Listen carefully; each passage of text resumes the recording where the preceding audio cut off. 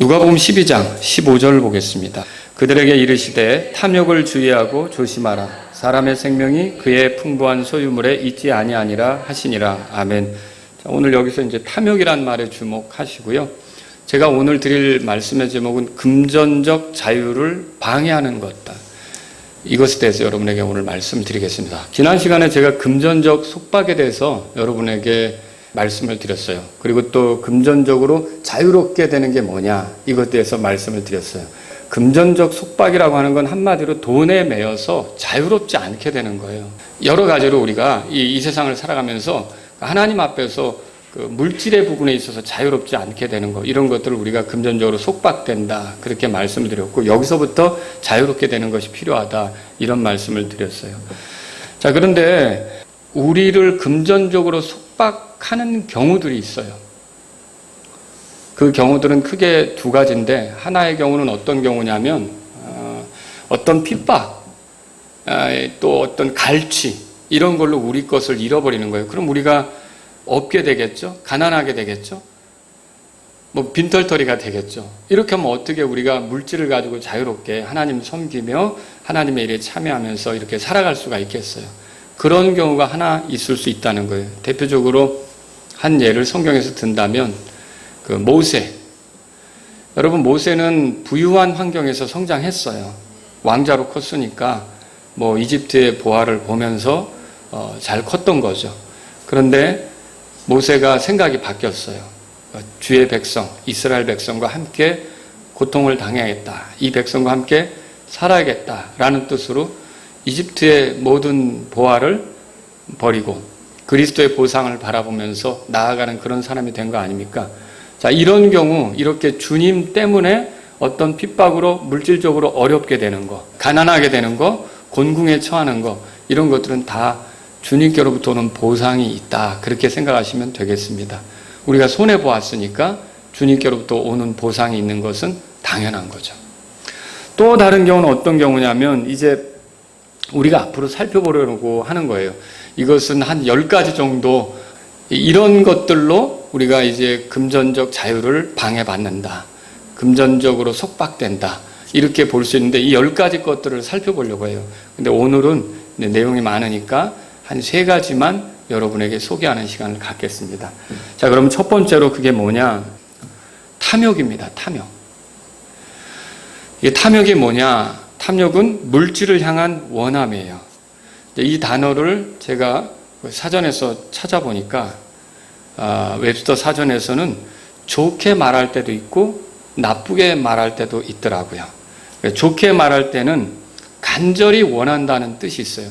그래서 그 예가, 이 똑같은 단어가 어디에 사용됐냐면 고린도전서 12장 31절에 사용됐어요. 거기 보면 오직 가장 좋은 선물들을 사모하라, 그렇게 돼 있죠. 요 사모하다, 사모한다는 게 뭐예요? 굉장히 원하는 거 아닙니까? 이럴 때는 좋은 의미로 사용된 거예요. 근데 이게 나쁜 의미로 사용될 때는 어떠냐?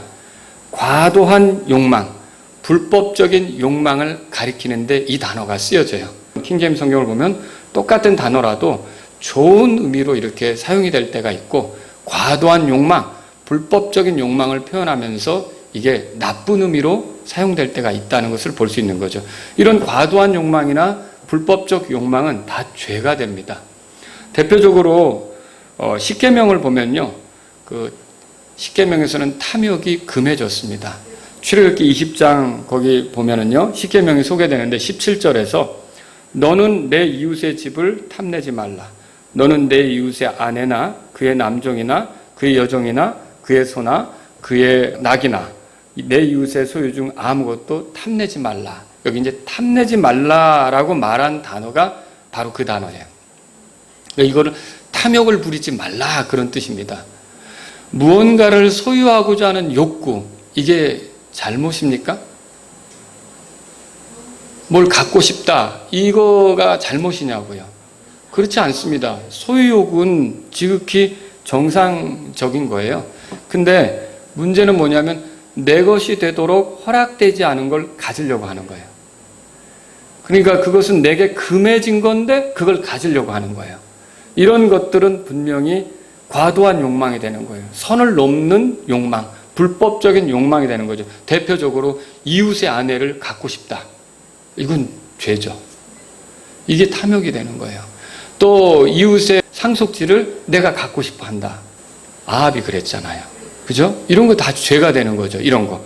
또 이웃의 소유에 대해서 내가 어떤 정당한 값도 치르지 않은 채 그것을 불법적으로 내 소유로 삼으려고 한다. 이런 것들은 다 탐욕이 된다. 이건 다 죄가 된다. 이런 것들을 우리가 성경을 통해서 보게 된다는 거죠. 그래서 탐욕은 뭐냐면요, 하나님께서 금하신 것들을 원하는 거예요. 아주 집요하게 원하는 거예요. 그런 것들을 갖고 싶어 하는 거죠. 이거는 다 죄가 되는 거예요. 자, 무언가 먹고 싶어 하는 그런 그 마음. 이거 먹고 싶다. 이게 잘못입니까? 그렇지 않습니다. 식욕이라고 하는 것은요, 하나님이 주신 거예요. 식욕 없어 보세요. 살 수 없습니다. 이게 입맛이 떨어지면 사람이 결국은 살지 못하게 되는 거예요. 나이 들어서 갑자기 밥맛이 떨어지고 뭐가 음식이 받지 않는다, 들어가지 않는다. 그러면 정말 위험한 순간이 온 거라는 거죠. 식욕은 하나님이 주신 거예요. 근데 이브가 하나님이 금하신 것을 먹으려고 했단 말이에요. 그 하나님이 먹지 말라고 한 것, 선악을 알게 하는 나무에서 나는 그 열매를 먹으려고 했단 말이에요. 그리고 결국은 먹었죠? 자, 이건 올바른 것입니까? 이게 바로 탐욕이에요. 하나님께서 금하신 것을 먹으려고 했던 거죠. 결국 그래서 이브는 죄 가운데 빠지고 만 거라는 거죠. 또 여러분, 무언가 갖고 싶어 하는 것이 잘못입니까? 아까도 말씀드렸지만 소유욕은 잘못이 아니란 말이에요.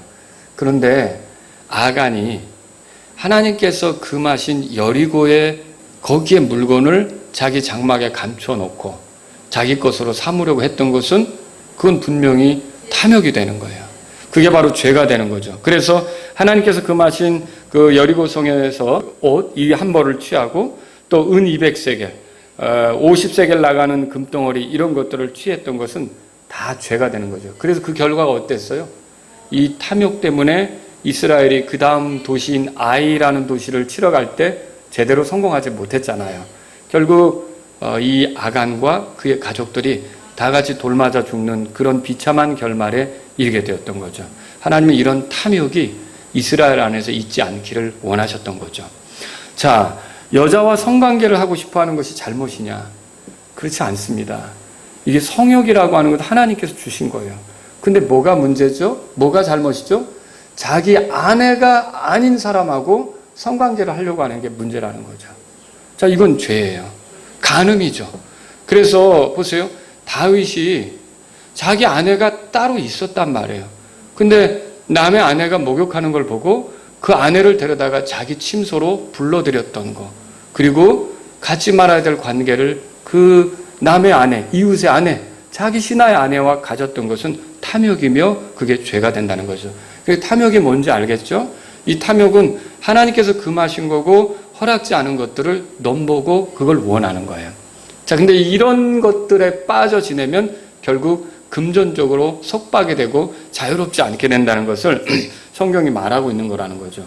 이 탐욕은 마지막 때의 특징이 됩니다. 그래서 디모데후서 3장 1절 2절에 이렇게 써 있어요. 우리 다 같이 한번 읽어볼까요? 또한 이것을 알라. 즉 마지막 날들에 위험한 때가 이르리라.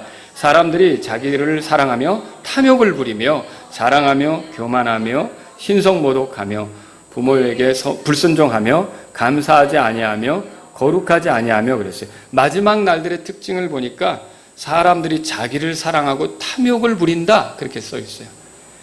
그게 선을 넘는 불법적 욕심을 품어요.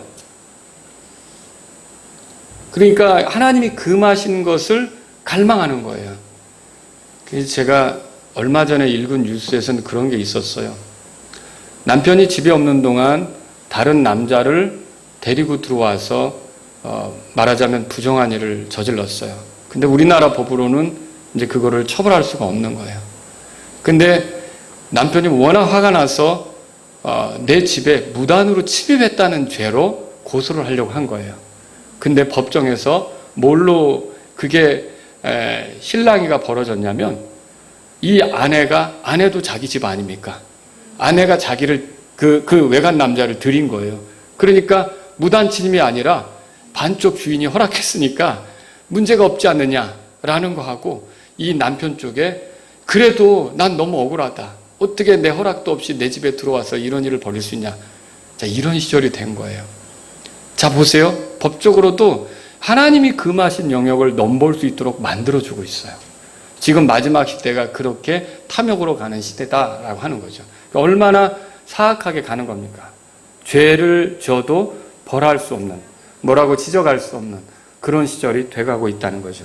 아파트 엘리베이터를 타면 여러분 문 옆에 붙은 광고판 있죠. 이게 처음에 아파트에 설치될 때 저는 뭐 특별한 거라도 우리에게 알려주는가 보다라고 생각했더니 하루 종일 광고만 하더라고요. 그러니까 지금은 우리가 이런 광고의 홍수에서 빠져가지고 이것저것 자꾸 원하게 되는 거예요. 이것저것 자꾸 갈망하게 되는 거예요. 내가 원하지 않아도 되는 것까지도 갈망하게 되는 거예요. 결국 이렇게 해서 계속 원하고 돈을 쓰게 되면 어떻게 될까요? 채무가 늘어날 수도 있고, 결국 그 금전적으로는 자유롭지 못한 그런 상황 속에 빠지는 일이 벌어질 수 있다는 거죠. 주님은 이 탐욕에 대해서 이렇게 말씀하셨어요. 누가복음 12장 15절 오늘 본 말씀이 다 같이 읽겠습니다. 탐욕을 주의하고 조심하라. 사람의 생명이 그의 풍부한 소유물에 있지 아니하니라 그랬어요. 그래서 탐욕은 믿는 자들에게 있어서 아주 위험한 겁니다. 그러니까 저와 여러분들은 그리스도인들로서 예수님이 우리 죄 때문에 죽고 부활하신 것이 이런 탐욕 가운데 살라고 그렇게 한 게 아니라는 걸 알고, 탐욕은 우리 가운데 없게 해야 돼요. 탐욕은 그 이름도 우리가 불러서는 안 되는 그런 것이 되는 거죠. 지도자라면 탐욕을 미워해야 합니다. 이드로가 모세에게 지도자를 세워서 좀 해라. 너 혼자 하니까 너무 힘들지 않느냐라고 이제 충고하면서 뭐 사람을 세우는데 조언할 때 어떻게 조언했느냐. 출애굽기 18장 21절에 같이 읽어보죠. 또 그대는 온 백성 중에서 능력 있는 사람들 곧 하나님을 두려워하고 진실하며 탐욕을 미워하는 자들을 예비하고 그런 자들을 그들 위에 세워 1000명의 치리자와 100명의 치리자와 10명의 치리자와 10명의 치리자로 삼아 탐욕을 미워하는 자들을 예비해서 백성을 치리하고 다스리도록 그렇게 하면 좋겠다. 이렇게 조언했던 거죠. 이게 오늘날도 마찬가지예요. 통치자가 탐욕에 빠지면 피곤한 게 백성입니다. 그 다스리는 자들이 탐욕에 빠지면 국민이 아주 힘든 거죠. 결국은 지도자라면 탐욕을 미워해야 된다는 것을 성경을 통해서 보게 되는 겁니다. 또 사도 바울은 탐욕을 우상숭배라고 했습니다. 에베소 교회에게 보내는 편지에는 이렇게 써 있습니다. 에베소서 5장 5절인데 다 같이 읽겠습니다.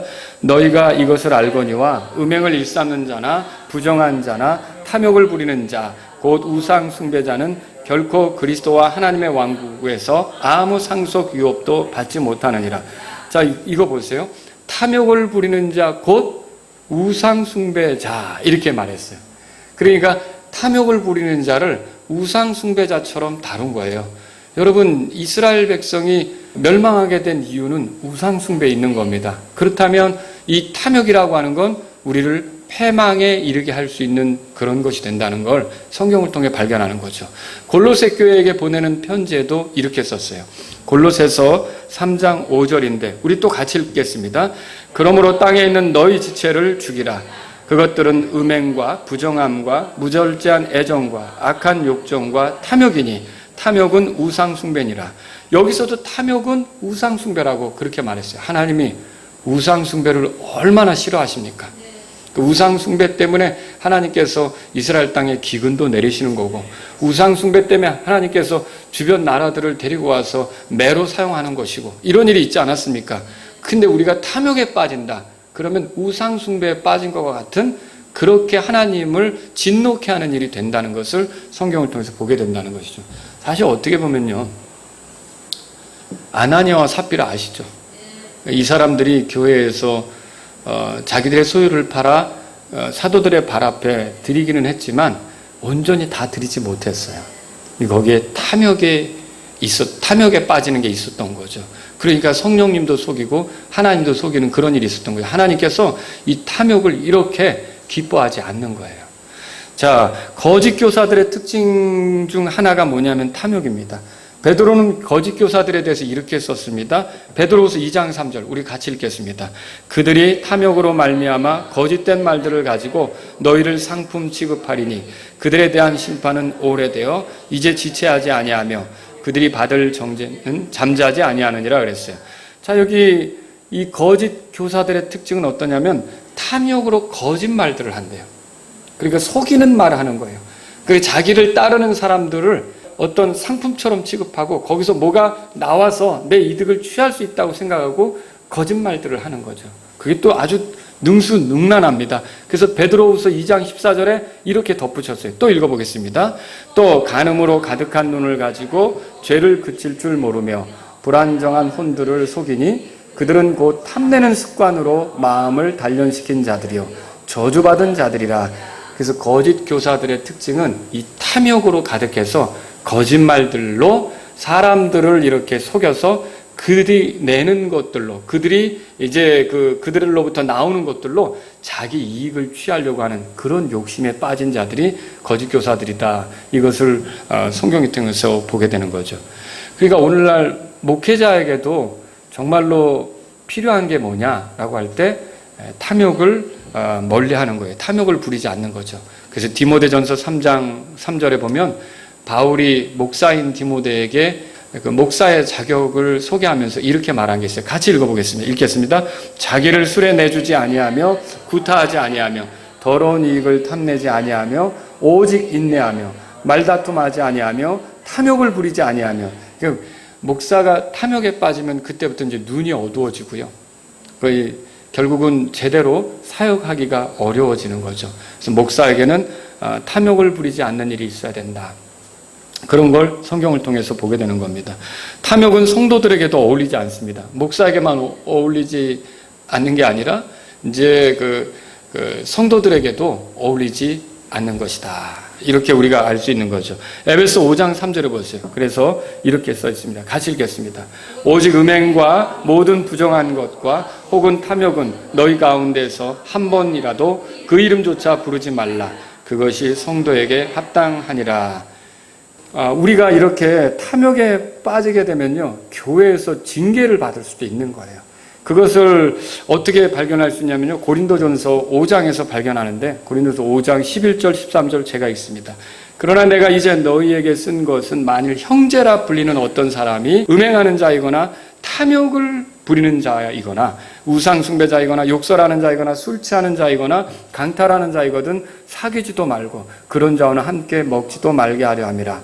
또한 밖에 있는 자들을 판단하는 일이 너와 무슨 상관이 있으리요? 안에 있는 자들은 너희가 판단하지 아니하느냐? 그러나 밖에 있는 자들은 하나님께서 판단하시나니 그러므로 그 사악한 자를 너희 가운데서 내쫓으라. 교회 안에 있으면서 선을 넘는 원함, 하나님께서 금하신 것들을 자꾸 원하려고 하는 것, 이런 것들, 불법적인 원함, 이런 것에 빠져 회개할 줄 모르고 고집스럽게 간다. 그러면 결국 그거는요, 징계의 대상이 될 수도 있다는 것을 성경을 통해 발견하게 되는 거죠. 우리가 이제 교회에서 다단계는 하면 안 된다고 그러잖아요. 예. 물질에 대한 욕심으로 교회 안에서 다단계를 사업을 하는 것은 이건 옳지 않습니다. 저는 과거에 아주 오래전에 어떤 교회가 이 다단계에 빠져서 결국은 완전히 해체되는 거, 이런 것들을 본 적도 있어요. 이게 얼마나 위험한 건지. 물론 이제 어떤 제품이 좋다, 뭐 효력이 있었다, 효과가 있었다, 좋았다, 그렇게 해서 여러분들이 쓰거나 또는 뭐 그런 것들이 나한테 맞아서 내가 가져다 쓰거나 그런 것들은 할 수 있는 거예요, 개별적으로. 그리고 또 뭐 어떤 필요에 의해서 이런 것이 좋다더라 누군가에게 알려줄 수도 있는 거죠. 근데 이제 문제는 뭐냐면 아예 사업으로 생각해서 성도들을 내 밑에 두어서 그 성도들이 자꾸 팔아줄수록 내 수익이 올라올 걸 계산하고 그런 의도로 이 다단계 물건들을 소개하기 시작한다. 그러면 그거는 안 된다는 것이죠. 그거는 탐욕을 교회 안에서 이렇게 실현하는 것이 되는 거기 때문에 하나님이 기뻐하시지 않습니다. 그래서 그리스도인들이 탐욕에 빠져버리게 되면 어떻게 되느냐? 이런 탐욕으로 물질을 욕심내고 또 그런 어떤 자기 욕구를 채우고자 물질을 사용하고 이렇게 하다 보면 결국 어떻게 되느냐면 금전적 속박에 자연스럽게 매이게 되는 거예요. 그래서 금전적으로 자유롭지 못하게 되는 그런 삶을 살 수밖에 없기 때문에 하나님께서는 우리에게 탐욕을 멀리하라고 이렇게 우리에게 가르쳐주고 있는 것이죠. 두 번째는 뭐냐면 돈을 사랑하는 거예요. 돈을 사랑하는 것. 이미 앞에서 돈은 선한 것이다 그렇게 말씀드렸어요. 돈이 나쁜 거 아니잖아요. 돈으로 얼마나 우리의 삶에 필요한 것들을 구하고 이렇게 채울 수 있습니까? 그렇죠? 돈은 좋은 것이에요. 어떻게 보면 유익을 가져다 줄 수 있는 그런 부분이 있다는 거죠. 돈을 소유하는 것에 대해서 금하는 건 옳습니까? 그렇지 않죠. 여러분들이 믿음 생활을 제대로 하려면 여러분 가정에 돈이 있어서는 안 됩니다. 다 교회 갖다 바치세요. 이거 옳습니까? 이거 이상한 거죠, 이거. 또 돈이 필요 없는 것처럼 가르치는 것은 옳습니까? 이것도 아닙니다. 일부러 가난하게 살도록 이렇게 자꾸 사람들 여러분 가난하셔야 됩니다. 가난하셔야 됩니다. 이거 옳습니까? 여러분 왜 가난하게 살려고 합니까? 그거 하나님의 뜻은 아닙니다. 물론 하나님께서 우리를 가난하게 하실 때도 있습니다. 그럼 우리는 그 속에서 견뎌나가는 거죠. 그리고 또 하나님이 우리를 부유하게 하실 때도 있습니다. 그러면 그걸 싫다고 우리가 일부러 가난해지려고 하는 게 아니라 그 속에서도 겸손하면서 하나님이 주신 부로 하나님의 영광을 위해 살면 되는 거죠. 그죠? 일부러 가난하게 살 필요가 없는 거예요. 그래서 가난이 미덕이라고 생각하며 간다. 이것도 옳지 않은 겁니다. 자, 그런데 돈을 목표로 해서 살아가는 거 있잖아요. 이거는 위험하게 됩니다. 당신의 인생의 목표가 뭐냐? 돈 많이 버는 거. 이건 그리스도인은 이렇게 말할 수 없습니다. 여러분과 저의 인생의 목표는 뭡니까? 하나님의 영광을 위해서 사는 겁니다. 하나님의 영광을 위해서 사는 거예요. 먹든지 마시든지 보세요. 무엇을 하든지 하나님의 영광을 위해서 사는 것이 우리란 말이죠. 그러니까 직장 생활도 돈을 벌기 위해서 뭐 직장 생활하는 거 그렇게 말할 수 있겠죠. 그러나 1차적으로 그리스도인들은요. 단지 돈만을 얻기 위한 차원에서 직장 생활하는 게 아닙니다. 우리가 일하면 돈을 얻는 게 맞아요. 그런데 우리가 1차적으로 추구하는 목표는 그 일을 하면서도 하나님을 영화롭게 하려고 하는 것이 우리의 목표라는 거예요.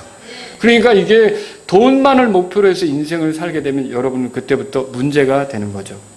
고린도전서 10장 31절에 봤죠? 모든 일을 하나님의 영광을 위하여 하라. 그렇게 이제 말하고 있단 말이죠. 돈을 사랑한다는 것은 물질적으로 부유하게 되고자 하는 원함, 또 돈을 탐내는 것을 말해요. 자, 이번에 디모데전서 6장을 볼 텐데 이 성경 구절에 보세요. 노랗게 칠해진 데가 있어요. 세 개가 다 같은 의미예요. 어떻게 보면. 아시겠죠? 제가 읽어볼게요. 자, 그러나 만족하면서 하나님을 따르는 것은 큰 이득이 되느니라. 우리가 이 세상에 아무것도 가지고 오지 아니하였은즉 아무것도 가지고 가지 못할 것이 확실하니 먹을 것과 입을 것이 있은즉 우리가 그것으로 만족할 것이니라. 여러분 만족하면서 살으라는 거죠. 그러나 여기 보세요. 부유하게 되고자 하는 자들, 요 말이 중요해요. 부유하게 되고자 하는 자들은 조심해야 돼요. 사람들을 파멸과 멸망에 빠지게 하는 시험과 올무와 여러 가지 해로운 욕심에 떨어진다 그랬어요. 돈을 사랑함이 모든 악의 뿌리니 그랬어요. 그러니까 이 부유하게 되고자 한다는 말을 다른 말로 뭐라고 표현했냐면 돈을 사랑하는 거라고 표현했어요. 그리고 거기다가 어떤 자들은 돈을 탐내다가 믿음에서 떠나 잘못하고 많은 고통으로 자기를 찔러 꿰뚫었도다 그랬는데 돈을 사랑한다는 건 다른 말로 돈을 탐내는 걸로 이렇게 표현했어요. 그러니까 이 세 가지가 이 본문에서 다른 표현들로 이렇게 나오고 있지만 어쨌든 돈을 사랑하는 것을 부유하게 되고자 하는 거 이런 걸로 말하고 있다는 거예요. 여러분 하나님께서 우리를 부자로 만들어 주실 수 있습니까? 예, 그렇게 하실 수 있죠. 근데 우리가 인생을 살아가는 목표를 부자에 두는 게 아니란 말이에요. 부자가 안 될 수도 있는 거죠. 근데 우리가 성실히 일하고 정직하게 일하고 그리고 부지런히 일하면서 또 모으는 거 사치하지 않고 근검전략하면서 아끼는 거 이렇게 해서 어떤 좋은 데 투자하고 이득을 남기고 이렇게 하면 하나님께서 우리 수익이 늘어가게 할 수 있어요. 근데 우리가 그럴 때마다 이제 내 목적 달성한 것처럼 좋아하는 건 아니잖아요. 우리의 인생 목적은 뭡니까? 하나님을 영화롭게 하는 거잖아요. 우리가 이 목적에 대해서 잃어버리면 안 된다는 것이죠. 세상 사람들은 부유하게 되고자 하는 게 목적이에요. 그래서 돈을 탐내죠. 그리고 돈을 사랑하는 길로 들어서는 거예요. 우리는 그렇게 사는 사람들은 아니라는 거란 말이죠. 이걸 성경을 통해서 알 필요 있어요. 돈이 악한 것은 아니지만 돈을 사랑하는 것, 돈을 탐내는 것은 악한 것이 되는 거예요. 여러분이 전략하고 아끼고 저축하고 또 좋은 데 투자하고 그래서 많은 이득을 남기고 좋은 일입니다. 그거 좋은 일이에요. 그러나 그렇게 된다고 할 때 이제 돈이 솔솔 모일 때 내 인생 다 된 것처럼 생각하고 돈만 모여진 돈만 보고 좋아하면서 하나님이 나를 왜 이 땅에 있게 했는지 목적을 망각하고 그 돈만 보면서 좋아하면서 살면 여러분 어리석은 부자처럼 되는 거죠. 우리는 그렇게 살라고 여기 남아있는 게 아니라는 겁니다. 디모데전서 6장은요, 부유한 자들과 부유하게 되고자 하는 자들에 대해서 말해요. 디모데전서 6장 17절에는 부유한 자들을 말하는데 그들에게는 마음을 높이지 말고 확실치 않은 재물을 신뢰하지 말아야 된다고 가르치고 있어요. 변함없이 하나님을 신뢰하며 살아야 된다고 가르치고 있어요. 시편 62편 10절에 이런 말이 있어요. 여러분이 투자를 잘해서 많은 돈을 벌 수 있어요. 하나님이 그렇게 기회를 주실 수도 있다고요. 또 여러분이 아끼고 전략하고 저축해서 많은 돈을 여러분이 만질 수 있어요. 그럴 때 기억하셔야 돼요. 자, 다 같이 읽겠습니다. 시편 60편 10절 시작. 재물이 늘어도 거기에 너희 마음을 두지 말지어다. 자, 요거는 시편 62편 전체를 읽은 건 아니고 뒷부분만 읽은 거예요. 재물이 늘어도 거기에 마음을 두지 말라는 거예요. 우리 마음은 어디에 있어야 합니까? 마음을 다하고 힘을 다하고 생각을 다해서 주 너희 하나님을 사랑하라고 했으니까 우리가 주님께 우리 마음을 두면서 살아가는 게 늘 필요하다는 것이죠. 성도들 중에 부유하게 되고자 하는 자들은 조심해야 합니다. 왜냐하면 어리석고 해로운 욕심에 떨어지게 된다고 성경이 말하고 있기 때문이죠. 파멸과 멸망에 빠지게 하는 시험, 올무와 어리석고 해로운 욕심에 떨어질 수 있다는 거죠. 돈을 사랑하는 것이 모든 악의 뿌리다. 성경이 그렇게 말하고 있어요. 그래서 보세요. 세상에서 일어나는 많은 사건, 사고, 폭력, 살인, 도둑질, 그리고 배신, 이런 게 다 무엇에서 이렇게 나오냐면 돈에 대한 사랑 때문에 나오게 되는 거예요. 내가 가지려고, 내가 뺏으려고, 내가 더 취하려고 이렇게 나오는 거죠. 그래서 이런 것들은 다 죄가 되는 거고 그것 때문에 가정을 깨뜨리고 그것 때문에 신의를 저버리고 하니까 그 돈에 매인 삶이 되는 거예요. 그 물질의 속박에 빠져서 결국 자유롭지 못한, 금전적으로 자유롭지 못한 그런 삶을 살게 되는 거죠. 돈을 사랑하는 것은 결국 우리를 금전적으로 매이게 하고 속박당하게 하는 것이다. 이걸 성경을 통해서 보게 되는 거죠. 예수님의 비유에 등장하는 어리석은 부자 아시죠? 주님은 이 사람에 대한 얘기를 하셨는데 하나님께서 이 사람에게 풍성한 열매를 많이 이렇게 이제 주시니까 열매를 많이 맺게 하시니까 이 사람의 생각은 뭐예요? 창고나 더 크게 지으려고 생각하지 하나님에 대한 생각이 있어요, 없어요? 없는 거죠. 이 사람을 성경은 어리석은 자다 그렇게 말하고 있어요. 내 혼을 찾으면 네가 예배한 것이 누구 것이 되겠느냐 이렇게 하나님이 말씀하시는 것을 예수님이 사용하시는데 이렇게 어리석은 부자처럼 결국 돈을 사랑하고 물질을 사랑하는 데 빠진다. 그러면 결국은 하나님하고는 먼 그런 삶을 살 수밖에 없는 거죠. 영원한 생명 때문에 예수님께 왔다가 결국 예수님의 말씀대로 하지 못하고 간 부자 청년이 있어요. 이 부자 청년은 왜 왔던 길을 도로 가는 겁니까? 주님의 제자가 될 수도 있었는데 많은 소유를 가지고 있었고 그것을 잃는 것에 대한 부담이 있었죠. 그렇죠? 그 재물에 대한 애착이 있었잖아요. 돈을 사랑하는 마음이 있으니까 영생을 얻는 것을 포기하고 말았던 거죠. 결국 이렇게 돈을 사랑하게 되면 거기에 매이게 되면 자유롭지 않게 되는 거예요. 그래서 더 자유롭게 될 수 있는 길을 얻지 못하게 되는 거죠.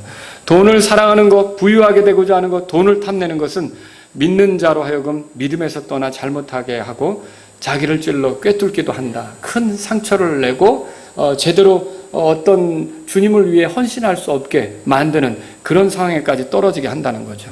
주님을 신뢰하는 삶이 아니라 세상을 사랑하며 주님으로부터 멀어지게 될 수도 있다는 거죠.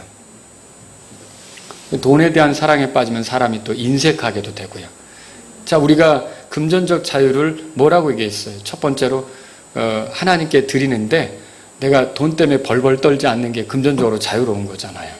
그 마지막 유월절도 어느 집 큰 다락방에서 하는데, 그것도 어느 집 큰 그 방을 빌려서 하는데, 그것도 주인이 쓰시겠다, 예수님이 쓰시겠다 하니까 내어드리잖아요. 나귀를 타고 가는 것도 어때요? 어떤 사람의 나귀인데 제자들이 가서 주께서 쓰시겠다고 하니까 어떻게 해요? 내어드리잖아요. 근데 그 사람들이 그 나귀에 매여 있으면 이거 왜 가져가려고 하는데? 그럴 거 아닙니까? 여러분, 물질이라는 거 우리가 잘 관리하고 있다가 어느 때 주님이 필요로 하면 기꺼이 드릴 수 있어야 되는데, 돈에 대한 애착에 빠지면 이 금전적으로 자유롭지 못하게 되는 결과에 이르게 된다는 거죠. 잠언 11장 24절에 보면, 우리 같이 읽겠습니다. 흩을지라도 여전히 불어나는 일이 있고 지나치게 아낄지라도 가난에 이르는 일이 있느니라 그랬어요. 우리는 그러니까 돈이라고 하는 걸 단지 모아서 쌓아두기 위해서 이렇게 막 악착같이 하는 건 아니라는 거죠. 결국은 귀한 일에, 의미 있는 일에, 하나님의 영광을 나타내는 일에 쓰여지도록 하기 위해서 우리가 그렇게 하는 거라는 거죠. 근데 돈에만 매인 사람, 돈만 사랑하는 사람은 어떻게 되냐면 결국 그런 일을 하지 못하게 되는 거예요. 흩어서 중요한 일들을 하지 못하게 되는 것이죠. 그래서 이렇게 돈을 사랑하는 것은 결국 금전적으로 속박되는 길, 자유롭지 못하게 되는 길로 들어가는 것이다. 이걸 알 수 있는 거죠. 세 번째로요, 탐심입니다. 탐심. 아까 이제 그 허락되지 않은 것을 넘보는 거, 불법적으로 욕심내는 걸 탐욕이라고 했다면, 이게 탐심은 뭐냐면요, 일정한 양이 있어요. 우리가 거기에 만족하지 못하고 과도하게 가지려고 하는 걸 우리가 탐심이다, 그렇게 말할 수가 있어요. 사자가 먹잇감을 놓고, 보세요, 암컷들이 어떤 짐승을 잡았어요. 근데 수컷이 그 옆에서 그걸 발견한 거예요. 그러면 으렁거리면서 와가지고 다른 암컷들을 내쫓고 새끼들도 얼씬도 못하게 하고 자기만 뜯어먹는다. 그게 바로 탐심이라는 거예요. 같이 먹어야 되는 건데, 말하자면 그런 걸 탐심이라고 말할 수 있는 거죠. 좋은 것을 과도하게 소유하는 일이 있을 수 있습니다. 우리가 흔히 대박 맞았다 그런 거 있죠? 그때도 우리는 조심하셔야 돼요. 여기 성경에 보십시오. 잠언 25장 16절에 하나님 말씀 읽어보겠습니다. 우리 같이 읽어볼까요? 읽겠습니다.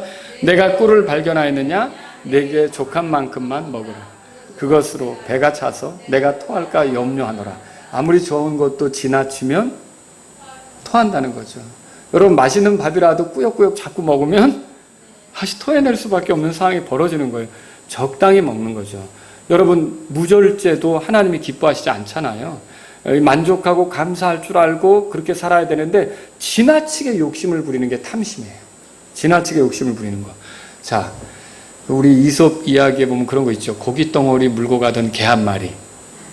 이 개가 고깃덩어리를 물고 가는데 다리를 건너가다 물가를 이렇게 내다보니까 고기가 개가 비치는 거예요. 근데 그 녀석도 고깃덩어리를 물고 있는 거예요. 근데 물에 아른거리는 게 내 고기보다 더 커 보이는 거예요. 그래서 그 고깃덩어리를 뺏고 싶어서 이놈 내놔 하고 뻥 하고 짖었더니 내 입에 있던 고깃덩어리가 떨어져 버려가지고 결국은 자기 것도 먹지 못하게 되는 그런 상황이 벌어졌다는 그 이야기 아시잖아요. 결국 이거예요. 우리가 지나치게 욕심을 내면 결국은 잃어버리게 되는 거죠. 잃어버리게 되면 어때요? 금전적으로 자유롭지 못하게 되는 그런 상황에 빠질 수 있다는 거죠.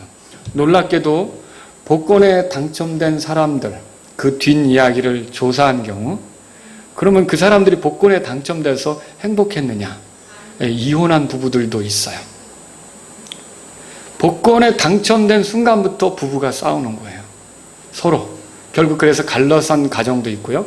또 복권에 당첨돼서 이 주체할 수 없는 돈을 가지고 허랑방탕하게 쓰다가 결국은 더 어려운 궁지에 떨어져서 그 모든 것들을 잃어버리고 돈 관리하는 그런 것들을 배우지 못해서 계속 빈궁하게 처해 살아가는 그 모습을 보이는 사람들도 있었다는 거죠.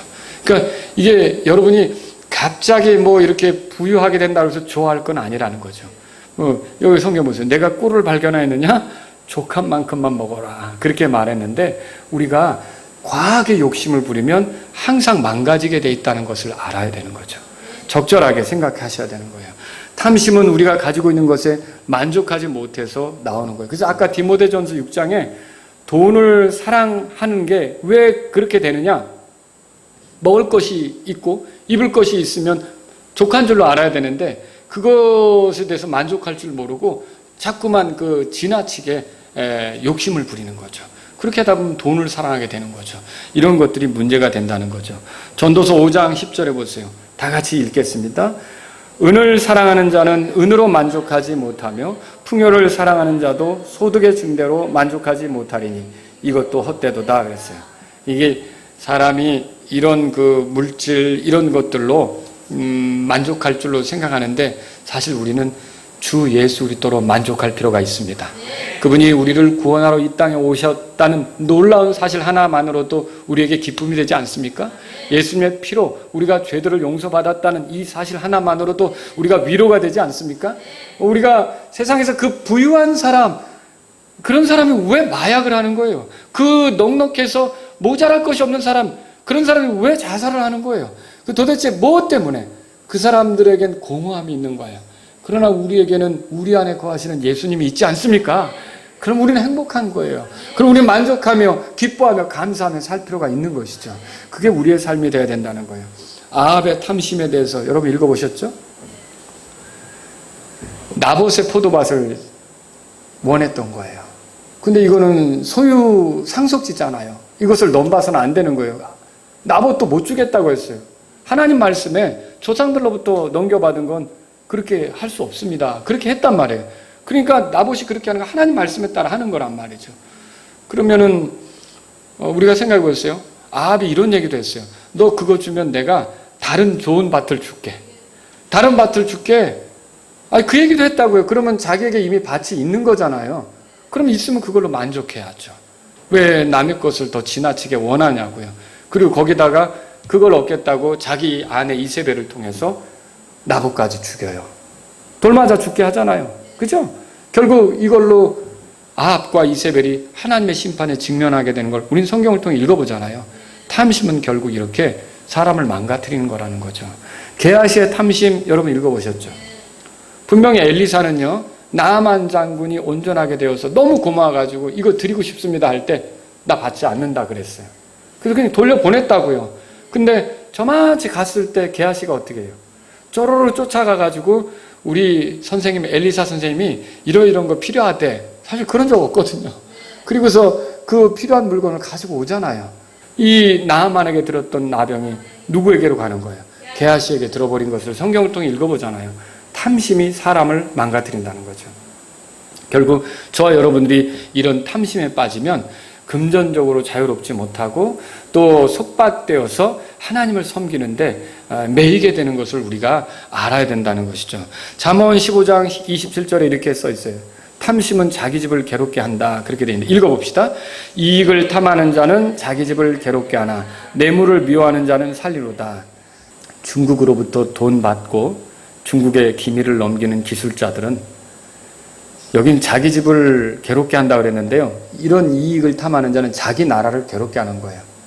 중국으로부터 돈 받고 결국 뭔가 먹은 게 있으니까 중국을 위해 일하는 정치인들이 있다면 이 땅이 자꾸 중국 사람들에게 유리하도록 어떤 일을 펼치는 사람이 있다면 여기 자기 집을 괴롭게 하는 게 아니라 자기 나라를 괴롭게 하는 그런 사람들이 되는 거죠. 이 탐심으로 결국 다 망가지는 거예요. 다 망가지는 거예요. 자, 저는 오늘 하나님께서 우리가 이렇게 금전적으로 자유롭기를 원하는데 그거 방해하는 것이 있다. 이걸 말씀드렸어요. 첫 번째는 뭐였죠? 탐욕이었어요. 탐욕. 그리고 두 번째는 뭐였습니까? 돈을 사랑하는 거였어요. 세 번째는 뭐였어요? 탐심이었어요. 자, 이런 것에 빠지면 어떻게 되느냐? 하나님께 헌신해야 될 때 인색하게 돼요. 그 돈에 매이는 삶을 사는 거죠. 자, 우리 삶에 만족하면서 기쁘게 살아야 되는데 불평이 나오기 시작하고 또 뭔가를 자꾸만 원하게 되니까 어때요? 거기에 매이게 되죠. 돈을 원하게 되고 그렇게 되니까 매이게 되는 거죠. 그러면 이렇게 돼서 어떻게 해요? 무리한 투자를 하고 또 잘못된 선택을 하고 이렇게 해서 빚을 지게 되고 이렇게 되면서 더 자유롭지 못한 길로 가게 되는 일이 생긴다는 거죠. 여러분, 예수님은 우리의 죄 때문에 죽으셨고 부활하셨는데 우리가 이런 탐욕이나 돈을 사랑하는 것이나 탐심에 빠져 사는 것을 그대로 두려고 우리를 구원하신 게 아니란 말이죠. 우리를 위해 예수님께서 이렇게 십자가에서 죽으시고 부활하신 것은요, 전혀 다른 차원의 삶을 살라고 그렇게 하신 거란 말이죠. 그래서 우리가 결론적으로 세 가지를 생각해 봐야 되는데, 예수님의 말씀대로 탐욕을 주의해야 합니다. 물질이 필요 없는 것은 아니지만 그것에 대해 원하느라고 허락지 않은 것을 넘보지 말아야 합니다. 그러니까 이런 원칙으로 사세요. 내게 허락되지 않은 걸 괜히 내가 원하려고 할 필요가 없다는 거예요. 하나님이 금하신 것을 내가 그걸 자꾸 원하려고 할 필요가 없다는 거예요. 이런 탐욕에 빠지지 않는 저와 여러분들이 될 수 있기를 바랍니다. 두 번째로, 돈을 사랑하지 말라는 말씀대로 그렇게 살면 좋겠어요. 돈이 필요 없는 것은 아니지만 돈에 대한 사랑, 애착에 빠져 어떤 행동을 하게 되는 것은 위험합니다. 돈을 벌도록 일하는 건 맞습니다. 그러나 우리의 1차적인 목적은 항상 뭐라 그랬어요?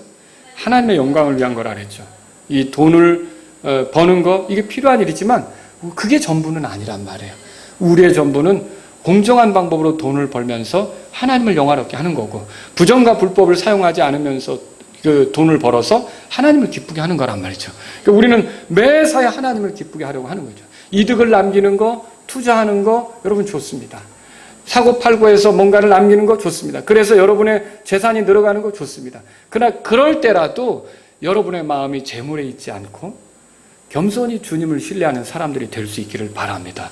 그게 돈을 사랑하지 않는 모습이라는 것이죠. 세 번째로요, 만족하라는 거죠. 소유욕이 잘못은 아니지만 만족할 줄 모르고 과도하게 욕심을 부리면 탐심이 되는 거예요. 결국 그런 탐심으로 이것저것 가지려고 하다가 내 형편도 안 되는 것들을 잔뜩, 여러분이 필요한 게 있고 원하는 게 있단 말이에요. 근데 우선순위는 우리가 사실은 필요한 것부터 사야 되는 건데 원하는 것부터 잔뜩 여기저기 사다가 싸놓기 시작하면 그게 다 빚이 되는 거예요. 없는 형편에. 결국 그래서 어떻게 돼요? 금전적으로 자유롭지 못한 길에 빠져들게 되는 거죠. 이렇게 되지 않으려면 저와 여러분들은요, 모든 일에 만족하면서 늘 감사하는 저와 여러분이 될 수 있기를 바랍니다. 하나님, 이 정도라도 살 수 있는 게 감사합니다. 여러분이 이 땅에 태어날 때 아무것도 갖지 않고 태어났잖아요. 그러면 지금 먹을 것이 있고 입을 것이 있다, 집이 있다, 잠잘 수 있는 그런 방이 있다. 그렇다면 여러분은 감사해야 되는 거예요. 그러니까 이게 우리가 하나님이 우리에게 베푸신 것들을 생각하면 만족하고 감사하면서 사는 것, 이것이 필요한 건데, 뭔가 부족한 것처럼 맨날 이거 살려고 하고 저거 살려고 하고 없는 형편에 돈으로 자꾸 그렇게 하다 보면 빚이 생기고 금전적으로 속박되고 자유롭지 못한 그런 형편이 될 수도 있다는 것이죠. 이 말씀을 들으신 여러분이 돈에 매이지 않는 자유로운 삶을 살 수 있기를 바랍니다. 그것을 위해 기도하십시오. 땅에 있는 것들에 애착을 두지 말고 위에 있는 것들에 애착을 두십시오. 주어진 것에 만족하며 하나님의 영광을 위해 수고하고자 하십시오. 하나님에 의해 부유한 자가 될 수 있습니다. 그렇게 되기도, 하나님에 의해서 부유하게 되기도 원하십니까? 네. 하나님께서 그렇게 여러분을 부유케 하신다면 여러분이 보세요. 우리가 항상 실수하는 게 뭐냐면 하나님이 주신 것에 빠져서 하나님을 잃어버리는 거예요. 그러니까 하나님이 주신 것에 빠져서 하나님을 잃어버리는 거예요. 그래서는 안 되는 거예요. 하나님이 우리를 부유케 하셨다면 이것을 주신 주님을 신뢰하고 주님을 기억하고 주님을 존중하며 살 수 있기를 바랍니다. 이게 우리가 살아가는 방식이 돼야 되는 거죠. 부유한 자가 되려는 목적만으로 사는 것은 위험한 시도를 하는 거예요. 예수님께서 우리 죄 때문에 죽으시고 부활하신 것은 하나님의 영광을 위해 살라고 그렇게 한 것이지 부자 되라고. 그래서 당신의 소원이 뭡니까? 부자 되는 거예요. 아니, 혹시 우리 아이들 중에 너가 이 다음에 커서 뭐 되려? 그러면 그 애가 갑자기 저는 하나님을 기쁘게 하는 삶을 살고 싶어요. 그러면 여러분, 그렇다, 이렇게 하셔야 돼요. 그런데 그 애가 부자 될 마음을 안 가졌다고 야단치고 이렇게 하면 안 된다는 거죠. 여러분, 그 애 입에서 하나님을 기쁘게 하며 살고 싶어요. 그러면 여러분, 그래, 그렇게 살아야지. 그런 사람은 하나님께서 인도하실 줄로 믿으시기 바랍니다. 기도하겠습니다. 오늘 이 말씀을 들으신 여러분 가운데 하나님 아버지, 제가 금전적으로 자유롭기를 원합니다. 돈에 속박되고 돈에 매여서 주님 섬기는데 제약받는 그런 사람이 되지 않기를 원합니다. 그런 분들이 있다면 기도하십시오. 하나님, 제가 탐욕을 주의하기를 원합니다. 내게 허락되지 않은 걸 넘보지 않고 내가 넘어서는 안 되는 것을 기웃거리며 바라보지 않는 그런 사람이 되기를 원합니다. 하나님, 제가 돈을 사랑하지 않기를 원합니다. 이런 분이 있다면 기도하십시오. 제가 돈이 필요합니다. 주님이 주셔야 됩니다. 제가 돈이 있어야 이것도 하고 저것도 합니다. 하나님, 저에게 물질을 주셔야 합니다. 하지만 저는 돈을 사랑하며 살고 싶지 않습니다. 이런 분이 있다면 기도하십시오. 하나님, 제가 만족하며 살기를 원합니다. 늘 감사하면서 주님이 더 채워주신다면 좋겠죠. 그러나 늘 제가 불평하지 않고 주신 것에 만족하면서 감사하며 살기를 원합니다. 이런 분이 있다면 기도하십시오.